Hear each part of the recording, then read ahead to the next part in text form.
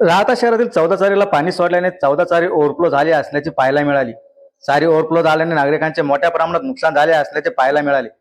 याची दक्षता घेताच राहता नगर परिषदचे नगराध्यक्ष डॉक्टर स्वाधीन गाडेकर, उपनगराध्यक्ष विजय सदाफळ, नगरसेवक भीमराज निकाळे, नगरसेवक ॲडव्होकेट मयूर पाळंदे, पप्पू शेळके तसेच नगर परिषदचे सर्व कर्मचारी उपस्थित होते. डॉक्टर स्वाधीन गाडेकर, उपनगराध्यक्ष विजय सदाफळ यांनी पाणी केले असता नेमके काय कारण आहे हे सांगितले. तसेच नागरिकांना देखील विनंती केली, कुणी आपला कचरा चारीत टाकू नये, कचरा घंटागाडीमध्येच टाकावा.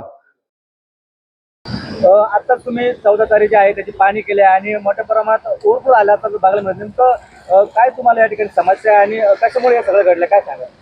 आज या ठिकाणी 14 चारीचं जे डिवायडर आहे त्या खालून अंडरग्राऊंड चारी जाते.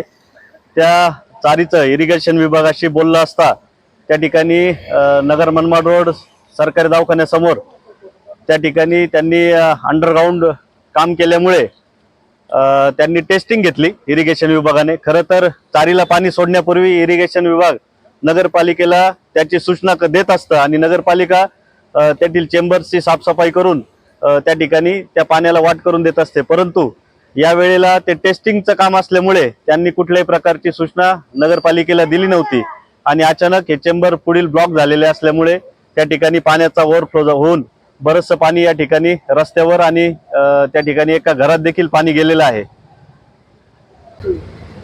ज्या वेळेला या 14 तारीच्या चेंबर मधनं पाणी ओव्हरफ्लो व्हायला लागलं, येथील परिसरातील नागरिकांनी मला त्या ठिकाणी नगरसेवक ॲडव्होकेट मयूर पाळंदे तसेच आमचे मित्र सहकारी पप्पू शेळके यांना या ठिकाणी फोन केला आणि तत्काळ या ठिकाणी नगरपालिकेचे स्वच्छता विभाग असेल, पाणी पुरवठा विभाग असेल आणि बांधकाम विभाग याचे कर्मचाऱ्यांसहित आम्ही या ठिकाणी आलो आणि या ठिकाणची पाहणी केली असता या पाण्याला आता वाट करून दिलेली आहे. पाटबंधारे विभागाला सांगून येथील पाणी देखील थांबवण्यात आलेलं आहे.